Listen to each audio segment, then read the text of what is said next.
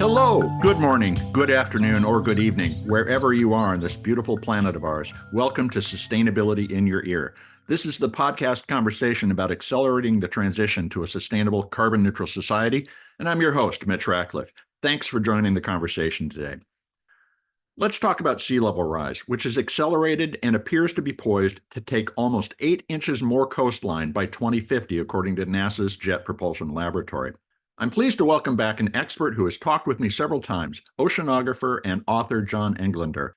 John is the author of 2 pivotal books about sea level rise: High Tide on Main Street, Rising Sea Level and the Coming Coastal Crisis, which explores the science behind rising seas and its far-reaching impacts on society, and Moving to Higher Ground, Rising Sea Level and the Path Forward, which offers a comprehensive look at how individuals, businesses, and governments can adapt to this unavoidable reality of the climate age. During a recent address for the U.S. Naval Academy, John delivered a stark warning about the accelerating rate of sea level rise, emphasizing the vulnerabilities of the Antarctic ice sheet, particularly the Thwaites Glacier, which is also known as the Doomsday Glacier. He warned that the collapse of the Thwaites alone could lead to significant sea level rise within the next few decades, with profound implications for global military operations, coastal infrastructure, and international security and trade. Let's dive into the complexities of climate change, sea level rise, and the latest findings about the Antarctic ice sheet with John Englander right after this quick commercial break.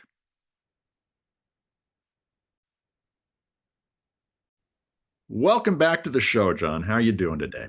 Great. Good to be with you, Mitch. Well, it's great to have you back, John. You know, a lot's going on with the Rising Seas Institute. Tell me what's up over there. Thanks for the opportunity. This is our 501c3. We've been in this form for about 6 years. The earlier name was the International Sea Level Institute, similar, just a rebranding kind of. But this year, in fact, this month, we are being taken on as a program of Nova Southeastern University, a significant university here in South Florida, where I live. NSU, as it's sometimes called, but has a College of Arts and Sciences, which includes some oceanography, particularly coral reefs and sharks, but that's their specialty area. One of their directors came to Greenland with me on our fact-finding expeditions last summer. Out of that has come that they want to take us aboard and make us a permanent program of the university, which I will be there for at least 3 years to get up and running and build and turn it into something that has lasting value. Well, congratulations. I think that is also a recognition of how serious problem that we're going to talk about today is. And so let me jump in with the bad news. Recent studies suggest that warm water, ocean water below the Thwaites Glacier is causing it to melt from underneath. What is your current assessment, based on that finding and others, of the pace of sea level rise? Well, it's certainly accelerating. Again, like a mudslide, it's unpredictable when and where it's going to happen exactly. And it's a decent metaphor. For 30 or 40 years now, it has been accelerating in terms of speed of melting the ice on Greenland and Antarctica, which I think, as you recall, just those 2 ice sheets, Greenland and Antarctica, hold 98% of potential sea level rise, the ice that's on land that can melt and go into the ocean and raise sea level. And that's over 200 feet of potential sea level rise. So it's no trivial matter.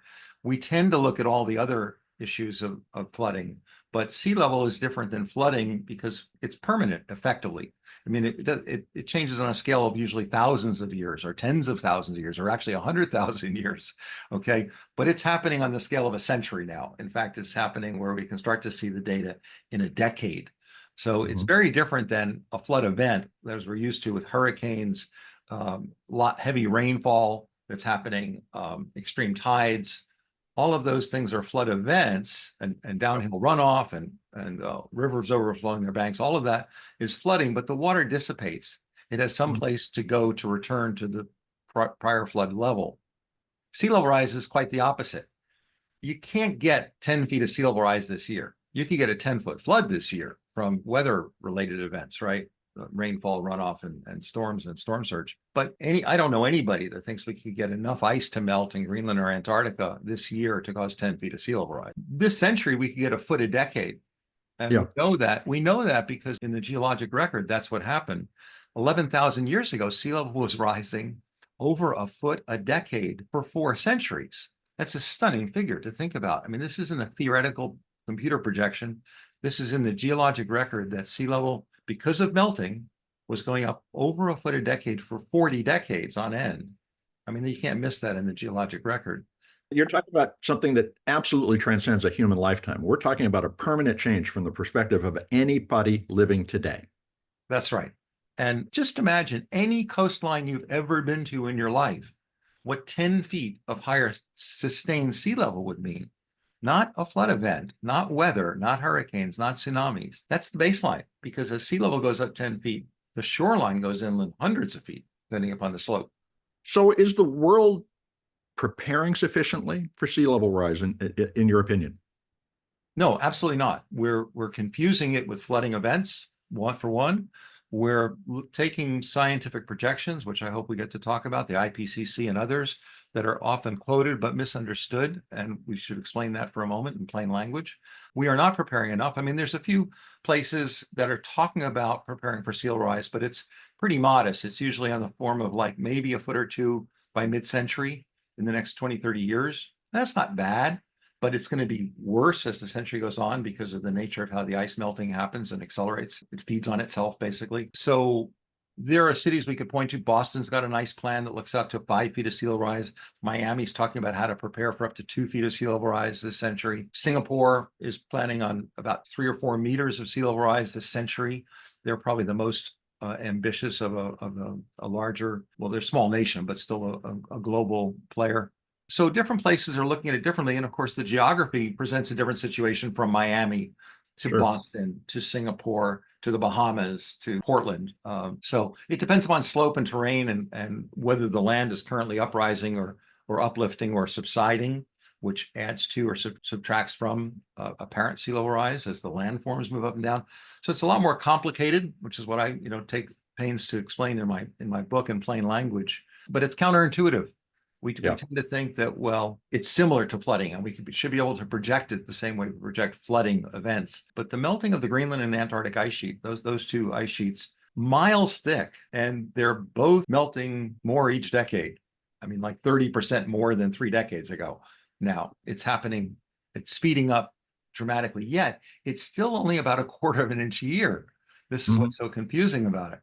It's at that micro level globally, but a quarter of an inch a year doubles and becomes a half inch. That doubles and becomes 1 inch. That doubles and becomes 2 inches a year. That becomes 4 inches a year. That's happened in geologic history 11,000 years ago. Let's dig into those feedback mechanisms, like the loss of reflective ice surfaces in Antarctica that send energy back into space. Mm-hmm. How does that change both global warming and the pace of sea level rise? Yeah, the feedback loop of the polar ice cap in particular, the North was covered by 10 feet of ice. When I started diving up there in 1986 was my first dive into the polar ice cap, and you had to drill through 10 feet of ice. Now it's very thin ice, and it's melts more each year. As you go from bright white reflectance that reflects the heat and sunlight to dark blue ocean, which absorbs heat 90% as opposed to the 10% reflection, that's a self-reinforcing cycle, that the more ice we melt from warmer temperatures changes bright white reflector to dark blue absorber of heat, and that warms the planet, and the cycle just continues. And that's what's happening. Can you also explain how we are getting a better view of what's going on underneath, for instance, the Thwaites Glacier? How's technology changed our ability to forecast what's going to happen with sea level? Yeah, it's been tremendous. There's 2 or 3 aspects of it. We have cameras that go under, ROVs that can go underneath the tongue of the glacier and go back up and really visualize it from underneath. And we're talking like 25 miles from the shoreline of Antarctica. We can go up and see what's really happening there and measure. So that's great. There have been drilling projects which go down through the ice tongue, which is like a mile thick. It's hard to believe, but just enormous scale. And then the satellite data, probably the most, I think, the single best resource we have as a perspective on what's happening in sea level rise is the ice on land, which most, again, is 98% in Greenland and Antarctica. But that's done by the GRACE. There's one satellite pair called the GRACE satellites. It's a NASA project, been going on for about 20 years now. And it shows the amount of ice on land, the mass of it, consistently, the same satellite system, pass after pass. And so you get a very consistent picture, and it's precise enough to track the changing ice mass on Greenland and Antarctica and elsewhere in the world for that matter. And so as Antarctica, particularly the Thwaites Glacier, one of the greatest concerns we have at the moment, which holds enough ice to raise global sea level about 1.5 feet if it all melted and slid into the ocean. We can measure that in particular, but if we know the amount of ice on land, these satellites, that is the opposite component to rising sea level. As ice on land melts, either chunks of ice will fall into the ocean and raise the water level, like putting an ice cube in a glass, or the water will just flow to the ocean at some point. And so counterintuitively, we get the best overall picture of global sea level rise year after year because it's all the sources around the world by the same satellite system. Let's talk about subglacial melt, the thing we couldn't see until you got under the ocean, under the tongue of the glacier. How does this change our understanding of the pace of sea level change? One is it's nonlinear. I mean, the increases, it's not like it goes, bumps up 2, 2, 2, 2. It's 1, 0.9 and so on, and then 2, and then 3, and then 4. It's nonlinear because it's ice mass the size of North America, and 2 miles thick. I mean, just for scale, okay? And trying to predict how much of that's going to melt when we know there's voids in the middle of it that are the size of a city, underneath the ice, holes in the ice like Swiss cheese, and rivers flowing and volcanoes and all sorts of stuff. Very hard to predict the net effect of how much ice enters the ocean in a given year. So we know that it's accelerating. We know that even if we remove the source of the greenhouse gases, which of course people are more and more aware of and concerned about, how the using fossil fuels, burning fossil fuels, puts carbon dioxide and methane in the atmosphere and traps more heat, which is warming the planet and causing this all to accelerate. But even without that, there's enough heat in the system now that even if you stopped all fossil fuel use, the heat that's already stored in the sea, which is like a heat battery, if you think of it, Right. like an outdoor swimming pool, when we come into the fall and it's cooler, the heat retained in the pool, stays warmer longer than the air temperature. Water has 800 times more heat capacity than air, just as a simple physics issue. So it stores heat like a battery. And because of that, regardless of what we do, even if we stopped all fossil fuels, there's enough heat in the sea that a lot of ice on land still has to melt to get the system back in balance. We've warmed the ocean, the ice is melting, the sea is rising. To try to put a package around that very complex idea, what you're saying is that the cooling effect of the water melting into the ocean is not going to offset the heat being stored, the solar heat being stored in the ocean for millennia. At least centuries, probably millennia. In fact, it is better to say millennia now that I think of it. Absolutely true. But then the other thing is, of course, as the ice melts and as fresh water comes off of Greenland in the North Atlantic, you've probably heard about the AMOC. There's been a lot of news about the Atlantic Meridional Overturning Current, which is the conveyor belt of the not only the Atlantic, but actually the global oceans have a conveyor belt of heat and salinity. That's getting accelerated because as Greenland melts, the fresh water, which is lighter than salt water entering the ocean, has a lower force to drive this conveyor belt. And we can see the AMOC slowing down. And that has scientists gravely concerned. In fact, there have been some recent articles by experts that say it's probably the most worrisome issue of all, is that the current of the Atlantic, and therefore the rest of the planet as well, is going to change, which could put Europe into a colder mode because it's the warm water. Think of the Gulf Stream, even though the Gulf Stream is just off of Florida, but it's part of this overall larger current cycle in the Atlantic. And that's changing now. We can measure that. And it correlates with the freshwater melting or ice melting off of Greenland. It's as though we took the ore out of the water, the ore that was mixing the seas to keep the circulation of heat going globally. You're describing an environment where the water is rising in Northern Europe. It's getting colder. What happens to the climate there? Have you got projections on what it'll be like to live, say, in Hamburg or somewhere in Scandinavia in 50 or 100 years? I don't think I've drilled down to answer that question well enough, but here's what I would say in general. We know that ocean currents and the atmospheric current which manifests for us like in hurricanes that we're very concerned about in North America. The heat that's in the ocean and where the current is, if it moves 10 degrees, okay, it will have a dramatic impact on making Europe colder, we believe. Typically more rainfall, but as we're seeing from El Niños to La Niña, you can get a reversal even on that. You can have 3 years of drier and then have 1 year that's deluge rainfall, all season long. The biggest thing to me is we're destabilizing climate and therefore the shorter term version of climate, which is weather. Yeah. We need to know what weather is to plant crops, to feed people. I mean, how does a farmer know when to do anything if you don't know what the rainfall pattern is, at least to a reasonable probability? Well, what's happening is as we're warming the planet and the currents of the ocean and atmosphere are changing, there are models, but we're playing around, not playing around. We're still at the early stages of being able to answer your question, what could happen in Hamburg 50 years from now? Okay, there are models, but they're all wrong. I mean, there are efforts to try and model something to see knock-on effects, which is what models are good for, by the way. Yeah. Models don't tell us what's going to happen. They're not predictions. They're looking at different variables and saying, well, listen, if we change this here and change that variable and change that variable, then what comes out of the system? That's what a model is great for. A model can't tell, how long we'll live even, unless if it's a life insurance model and they've got, 1 million people in the database and they can say, okay, if you haven't smoked and you're this old and your parents lived to this age, then you probably will live to be 87 years old.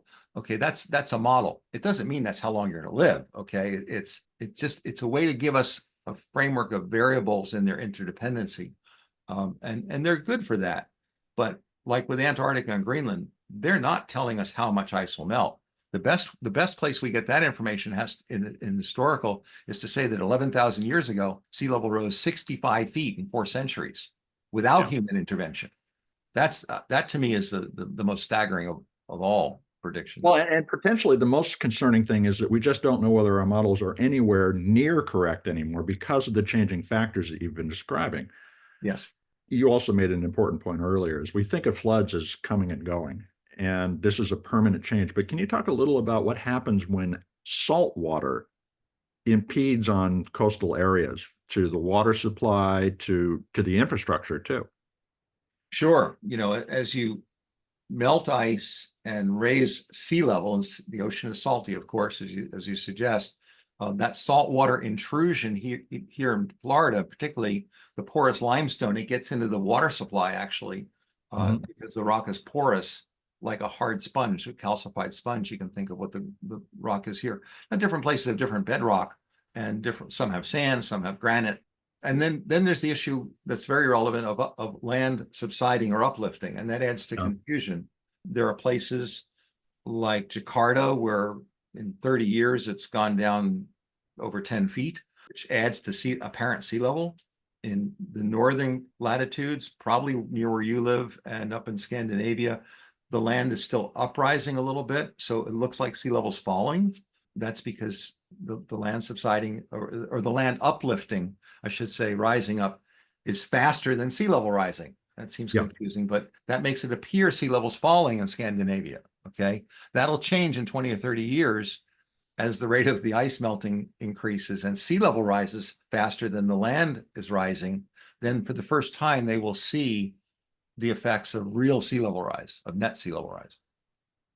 The first time we talked, you made an important point, which is this thing that we've always thought of as static. I'm this many feet above sea level is absolutely now back in play. You could be a foot above, below in 15, 20, 50 years. And we don't have that basis for the kinds of planning and thinking about our infrastructure and how we manage our economy, for instance. What should policymakers be thinking about right now? We need to start thinking about scenarios. We need to stop getting away from predicting and thinking we know how much something's going to rise, and say it could be 3 feet, it could be 7 feet, or it could be 12 feet, over the next 100 years. And we should, and I think we do things in threes very easily to think about short, medium, and long term. And whether it's our kids' education or our retirement planning or something like that, short, medium, long term is, or low, medium, and high, right? So let's do that here and say we don't know how quickly sea level is going to rise. But let's start thinking about and saying, the scientists tell us that we can't be certain of how much it's going to rise, but we should consider the possibility of sea level rise from at least 3 feet, a meter, and I like to round things off, as you know, 7 feet, 2 meters, and then 10 feet, 3 meters or more. And if we do that, we can start to think manageably. So if somebody's 80 years old and doesn't have kids, and really, their time horizon of concern isn't so much, versus young people or a corporation looking to locate a new factory, or Navy facilities or industrial plants or cities or transportation hubs, ports, airports, they should be thinking 100 years, at least 50. And so the most fundamental thing is to separate the flooding, the recurrent flooding, which recedes, from permanent sea level rise, which is accelerating, but currently a small amount. But to see these things as longer timescales, 30 years gets us to mid-century, then 50 years gets us, 75 years gets us to the end of this century. And we're already now on the verge of 100 years from now is the year 2124, right? We have trouble imagining, but that's 100 years from now. We can think back 100 years, what happened in history. Infrastructure and buildings are usually designed with a 50-year minimum timeline, and typically more like 100. Certainly transportation is designed for longer time frames. I mean, everything from highways to airports to ports. We do need to think longer. And the trick is, or the way I think that this can be adopted more easily is again to think of short, medium, and long term, not by pinning it to years, but you can say 25, 50, and 100 years. And say we don't know exactly how that's going to line up. Okay, that's just the truth. But if we start thinking about short, medium, long term, we allow people to say, well, listen, there's no way I can plan for 10 feet of sea level rise now for this building or my city. Fine, but put it out there so that the next generation, or 10 years from now, it starts to eat in that, wow, 50 years will not be the same as 10 years. It's not a linear equation at all. And it is somewhat unpredictable. But let's think low, medium, and high. We do that again very intuitively. We keep thinking the scientists are going to tell us how high sea level is going to rise in the next 30 years. They can't, because they don't know how warm the planet's going to be, because they don't make energy policy. They don't decide if we're going to burn all the coal and tar sands, or perfect nuclear fusion, or all the other things that will determine how warm the planet is. You can't possibly determine the amount of sea level rise until you know the heat content of the planet. We don't know that till we know our energy supply. We don't know that till we know population levels.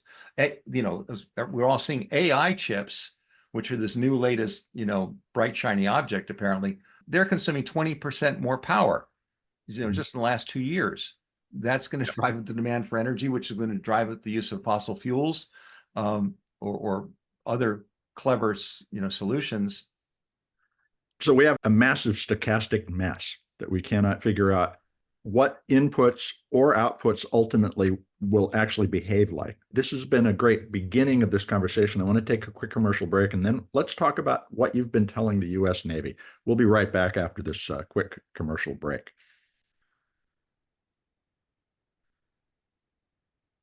Now let's get back to the conversation with oceanographer and author John Englander, whose books have offered early and important insights into the consequences of sea level rise for coasts and the economy. So, John, you gave a presentation at the U.S. Naval Institute. I read it. It's online for folks who want to take a look at it. And you discussed the concept of a unstoppable glacier melt in Antarctica, which, of course, as you've described, could raise sea level substantially more than we expect over the next century.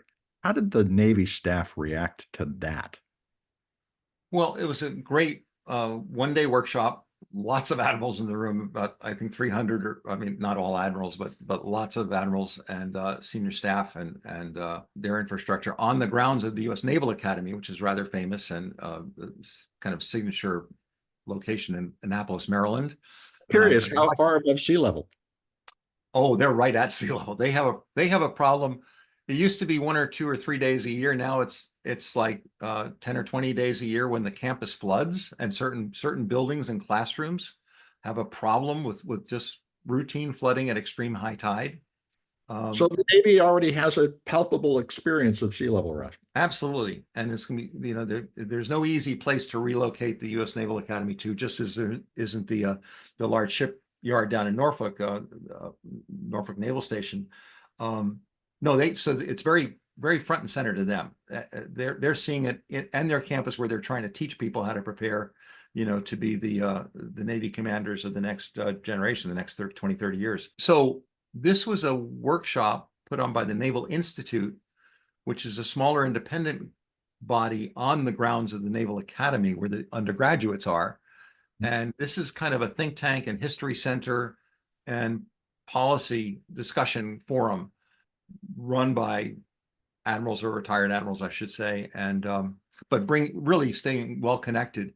And they take a very thoughtful approach to envision the world. I mean, how to articulate it, how to communicate it, what are the lessons from 100 years ago in World War I that we are still living with the ramifications of the fallout from something that was the armistice of World War I or World War II or other wars. How has that affected naval power and our ability to project power today, and from Gaza to or Ukraine to Taiwan, and looking at this holistically in terms of you can't change the size of a navy quickly. We build like 20 Navy vessels a year. China's building 10 times the number I found out at that conference. That has strategic concern for them. Back to my message, it was the last of 3 panels in the day with the Coast Guard and the Navy and me. And I just made the case that sea level is going to be, many feet higher, and we don't know exactly what, but that it's unstoppable, and that we need to think about the lessons from 11,000 years ago prior to human impact. I mean, there were humans around, but not before our culture really, had taken root, civilization, cities, and on the coast. The lessons we can learn from 11,000 years ago, when sea level was rising at the rate of a foot a decade for 40 decades, 4 centuries, which is most people aren't aware of. And you can see what that would do, the 390 feet, 120 meters of vertical sea level change that happened in just 4 centuries. I mean, it's mind-boggling, right? Unless you study geologic history. That also explains the almost universal myths about a great flood. It just was a very slow flood. That's right. That's right. To put that on their plate, again, they're looking strategically, thinking out 20 or 30 years in terms of ship capacity, how many wars could we fight or places we could defend and maintain shipping lanes. And their mission is to, preserve safe seas for commerce, as well as, for lives themselves. But the Navy and the global ocean, the 72% of the Earth is covered by sea, which is going to change. But to think of this holistically, and they had not really thought about sea level more than 2 or 3 feet, maybe 5. We need to think bigger. This isn't a result of somebody's model versus somebody else's model. This is irrefutable geologic history that sea level rose 390 feet about 11,000 years ago is a stunning revelation of people, and it really should get our attention. The biggest single number that still stuns me, when you do the math and just follow the curve of sea level versus temperature, the ratio is that for every degree Celsius of temperature, sea level changes about 20 meters, which is for the equivalent of, for Fahrenheit, every degree Fahrenheit, 35 feet of Fahrenheit, of 35 feet of sea level change for each degree Fahrenheit of temperature increase. So that ratio is consistent for 2.5 million years. There's never been an exception, but just it takes a couple of centuries to adjust to changing temperature. In other words, you can't melt the ice that quickly, nor can you build the ice sheet that quickly. But it's a lagging phenomenon. Yes, well said. Perfect. Exactly right. When you just stop to think about that 2.5 million years since the start of the last ice ages, that sea level has repeatedly gone up and down, about 400 feet, and temperatures have gone up and down a global average about 5 degrees Celsius or 9 Fahrenheit over 100,000 year span. That was a natural ice age cycle. We had no effect on that. But even without our impact, that was happening. And we should have learned from that, but we didn't have the history. We didn't have the knowledge, until our generation, the satellites and all the sophisticated data we have to piece together this global picture.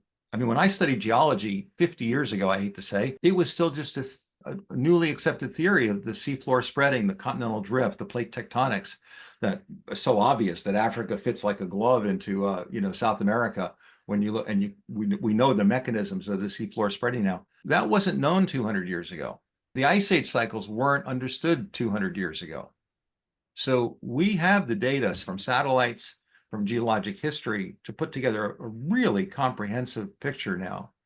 And we can see that ice ages changed the ice sheet, which changed sea level globally, changed the shoreline. But as you suggested, for the last 600 years, sorry, 6,000 years, since biblical history, if you will, as we think about it, the modern history, going back 6,000 years, I mean, at least to pre-Christian, sea level's been pretty stable. It hasn't changed much. And yet before that, it was coming out of the phase when it had risen 390 feet in, a few centuries. So that's the sobering story. Many reports suggest that glaciers like the Thwaites or in Greenland are approaching tipping points. Can you share your definition of a tipping point and tell us whether or not we're going to hit one soon? And how will we know?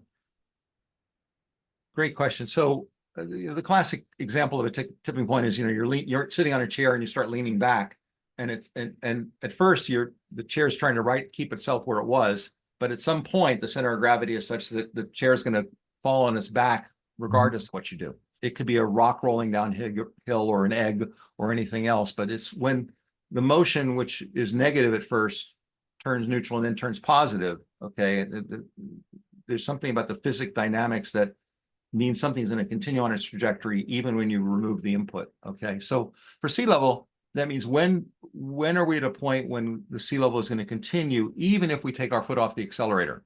It's like, by all the evidence I see, we're there. Can we say what year it happened? No, it's not that precise. Okay, but we are in a period, we are in the era, we're there from the standpoint that if we stopped all fossil fuel emissions today, there's enough heat in the ocean to melt the ice sheets and raise sea level on its own for centuries. People will argue about the fine points of it, but the big picture is, we know from geologic history, this ice age cycle, every 100,000 years roughly, sea level is going up and down 400 feet. We should have been in the cooling period when sea level was starting to fall because the ice sheets were growing. That would have been the natural cycle. We've changed that because of the fossil fuel use, as was predicted in 1859 and by many other scientists, Alexander Graham Bell, Sir John Tyndall, and others, Svante Arrhenius, predicted with pencil and paper, and didn't need a supercomputer, didn't even need electricity, okay, to calculate the effect of changing the carbon content of the atmosphere, the carbon dioxide. So the science is really solid here, but we can't predict when it's going to get to a certain point any more than we can predict how many people will die from COVID, or exactly what will happen to some other statistic 30 years from now. So let me ask a question that I would normally avoid, because we try to avoid politics explicitly in this conversation. But at least one prominent American politician has repeatedly asserted that sea level rise will be only approximately 1/8 of an inch over the next several centuries. Imagining that you were on stage when this was said, provide an objective scientific retort to that idea. Sure, it's nonsensical.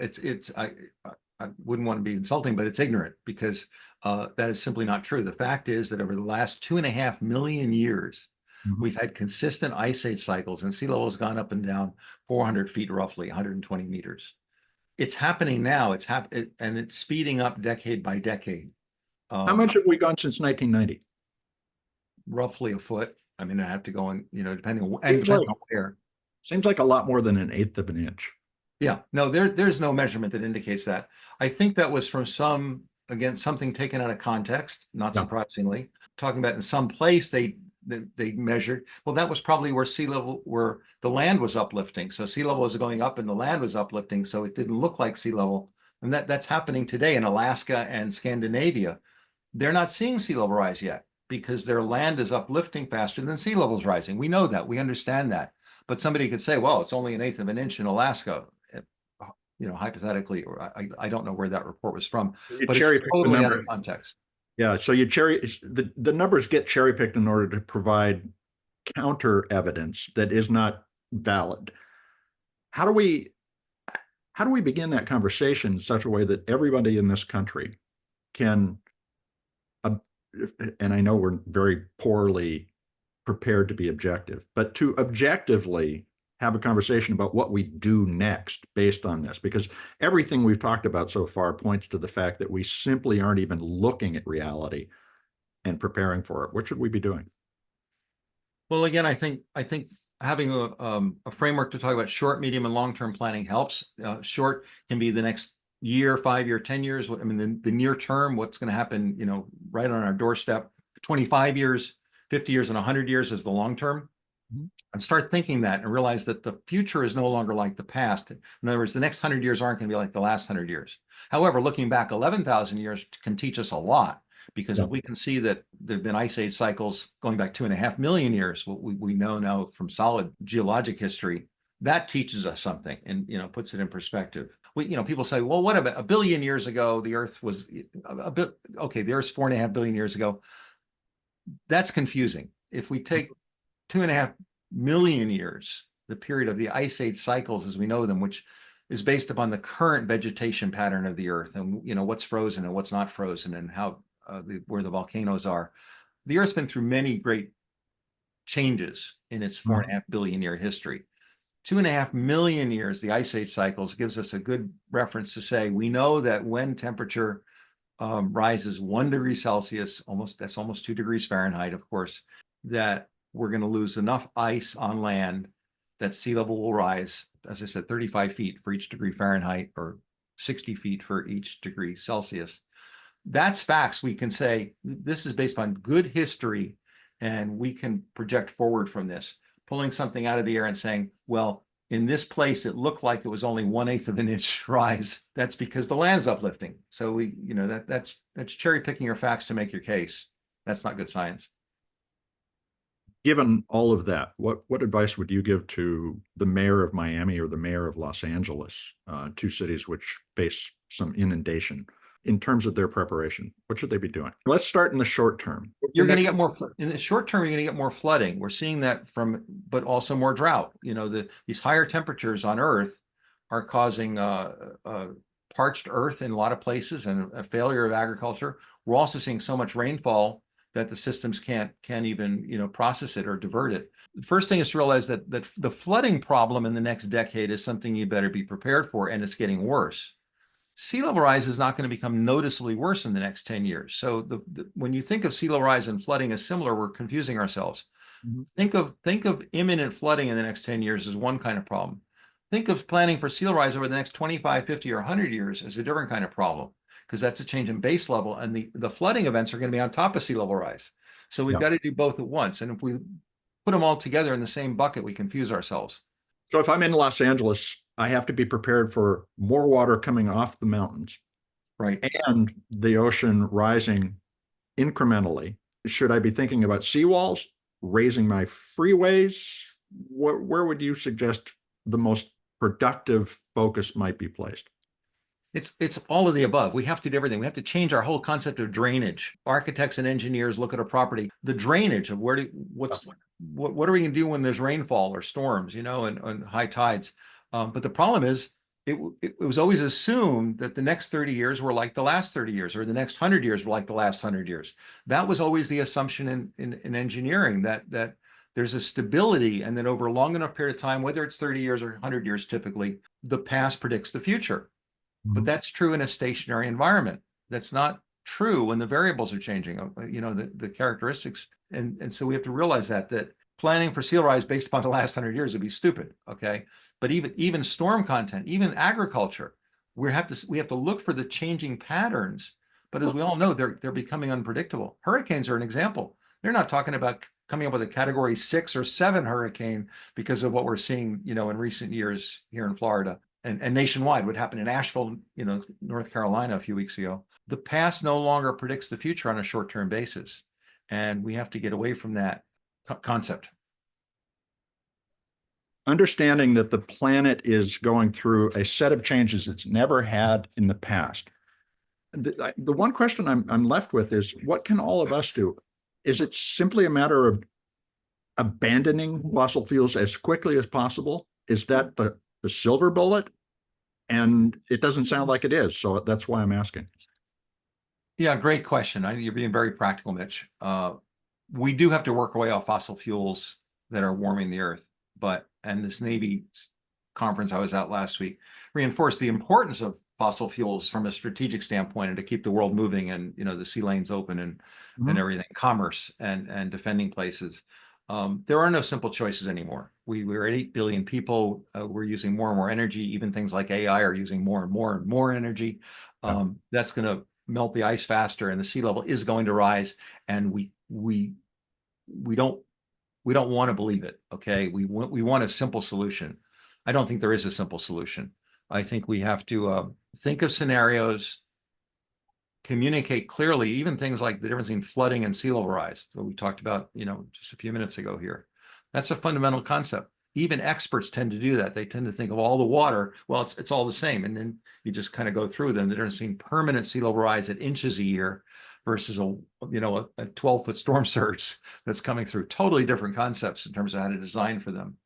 And yet both are going to happen. That's right. We're in a new world, and in so many ways. And trying to hang on to the past or bring us back to where we were when you and I were young isn't going to happen. We have to embrace the world as it's given to us, and help our children and theirs prepare for a different future. Nostalgia is great, but it's not going to allow us to grow the food, to power our economy, to protect ourselves from external threats, and to deal with changing weather patterns, including rainfall and flooding, but changing sea level as a baseline metric. As you said a few minutes ago, sea level is something that we've always taken for granted as the baseline, like properties are so high above sea level or below sea level. Mm-hmm. That was the reference point. When that started thousands of years ago, okay, we didn't have the sophistication, but sea level wasn't rising significantly. John, this has been both a clarifying and dismaying conversation, which is often the case when I'm speaking to people about the future and the impact of climate change.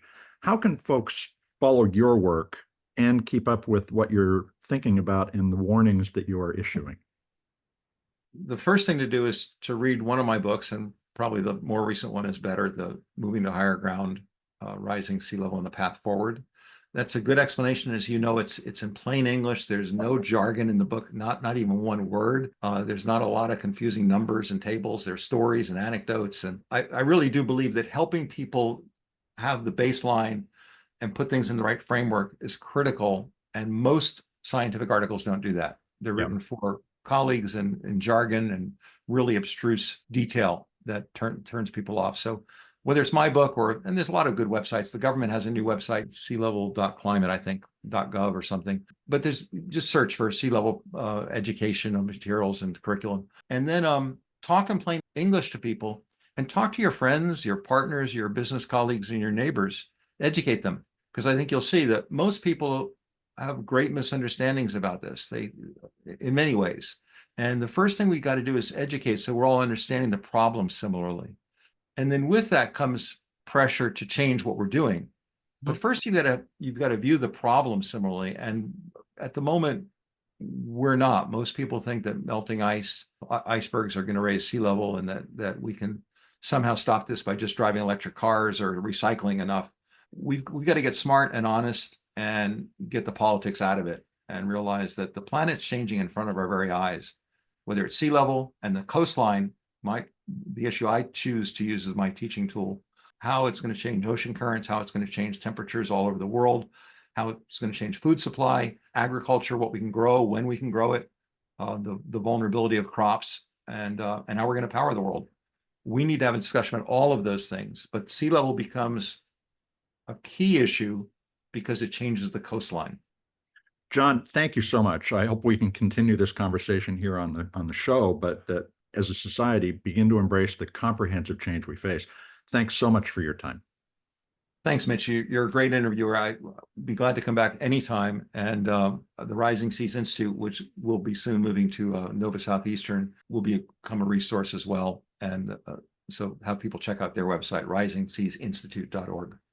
Definitely. We will include that with the article that goes with this podcast. Thanks very much, John.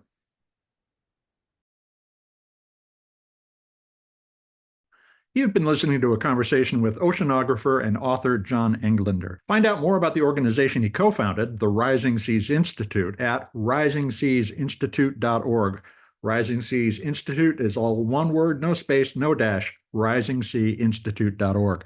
John also leads annual expeditions to Greenland, where you can see the ice loss in person with a great guide. Sea level rise is the permanent change that humans will live with for centuries, probably millennia, because the oceans have absorbed most of the heat trapped in the Earth's atmosphere. Average sea surface temperatures have climbed by about 0.8 degrees Celsius, that's 1.4 degrees Fahrenheit, and the Arctic is warming 4 times faster, about 3 degrees Celsius since 1980, and that has raised sea levels by between 21 and 24 centimeters, or about 9 inches since 1980.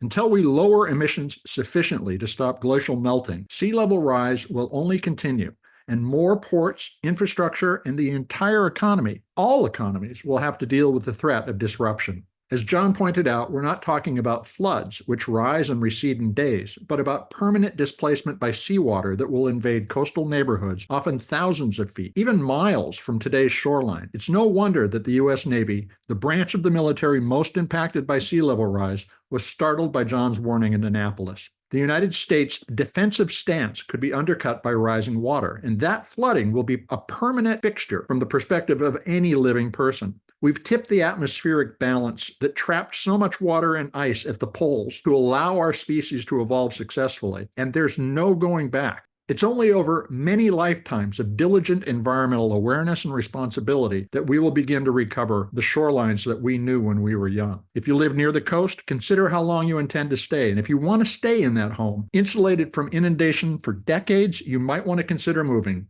at least 10 feet above today's tide line by the end of the century. So while you're thinking about that, consider another action that you can take. Spread the word about this episode or any of the interviews that we produced on sustainability in your ear. Folks, writing a review on your favorite podcast platform will help your neighbors find us. You are the amplifiers that can spread more ideas to create less waste. Please tell your friends, family, and coworkers, the people you meet on the street, that they can find Sustainability in Your Ear on Apple Podcasts, Spotify, iHeartRadio, Audible, or whomever they prefer to find their podcast goodness with. Thank you for your support. I'm Mitch Ratcliffe. This is Sustainability in Your Ear, and we'll be back with another innovator interview soon. In the meantime, folks, take care of yourself, take care of one another, and let's all take care of this beautiful planet of ours. Have a green day.